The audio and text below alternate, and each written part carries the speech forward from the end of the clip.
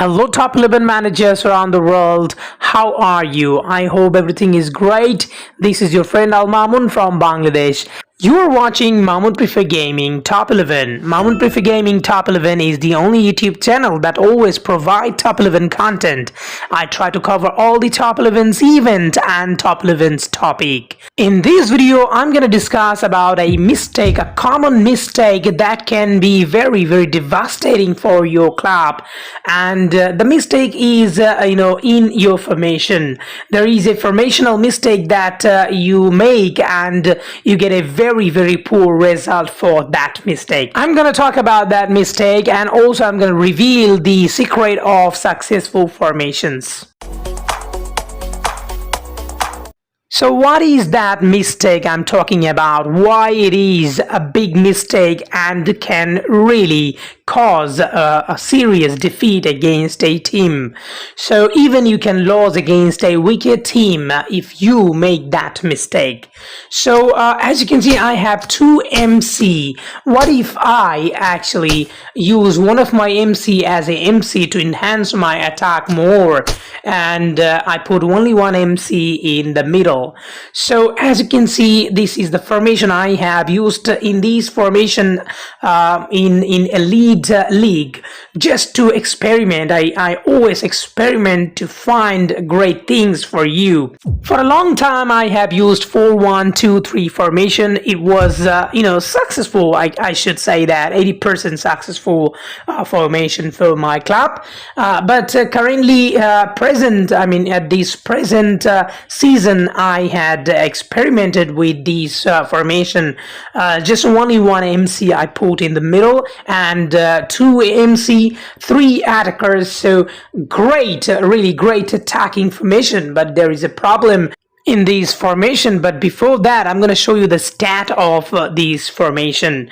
So as you can see, I am currently leading the league, and also I am doing well in cup, in the semi-final, also in the football association first place. I did not use this formation in these sort of tournaments. Only I have used in elite league, and I am in playoff. Can you believe it, guys? I am in playoff and I am a 15 ranked team in the playoff. Never happened like this. So if you look at these, the back-to-back losses and draw, 2 losses and draw, guys, can you believe it? And I've used these formations. So what's wrong with these formation? I am gonna explain. It's in the middle of the season and I already lost 2 matches in Elite League and 2 draw.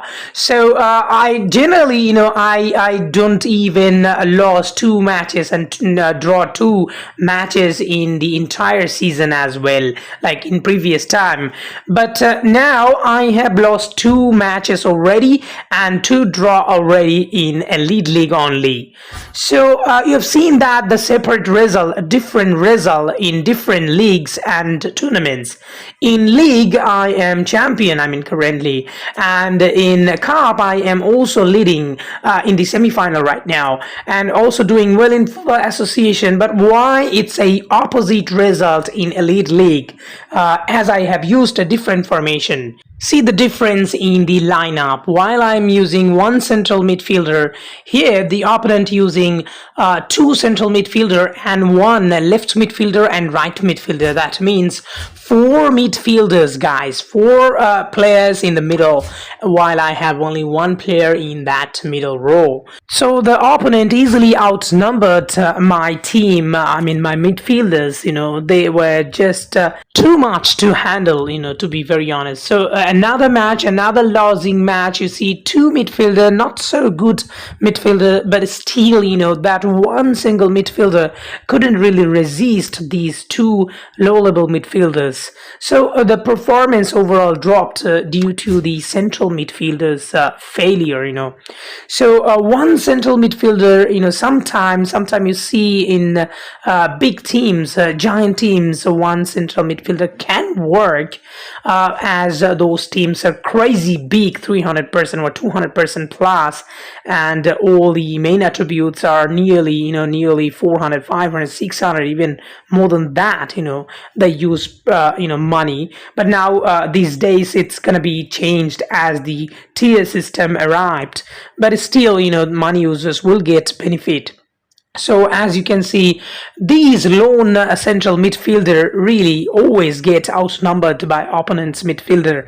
And as you can see, there is a big gap, a big channel here, big space here that he cannot cover alone. He cannot cover alone, and his skills are not even close to that. I mean, to resist all this pressure. So you will have to understand that one single central midfielder can be vulnerable for your team, and you will often lose matches as you will receive many goals.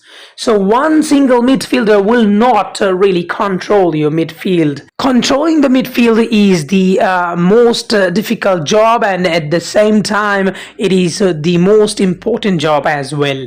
So that's the reason why two formation was always top in top 11 2025. One is 3-1-5-1 and another is this one 3-1-4-1-1. So these two formation worked pretty well in top 11 for a long time.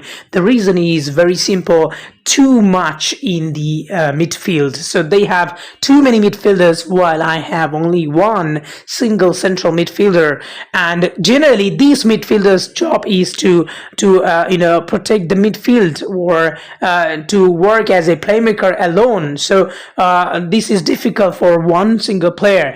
But as you can see, two AMC, these AMC always focus on attack. I mean, mostly their main work is to focus on the attack. So they're always busy to help these strikers, these three strikers. So their job is to attack or make attack. So they were not focusing in the central midfield pretty often. So these lone midfielder, I mean these MC becomes alone as soon as the pace, they get pace and they get forward. I mean these AMCs and the three striker. So these five strikers, they do their job while midfield stays. Midfield stays empty, and midfield doesn't have proper response to actually face the opponent's midfield. And generally opponents midfield, they take control of the game as they control the midfield.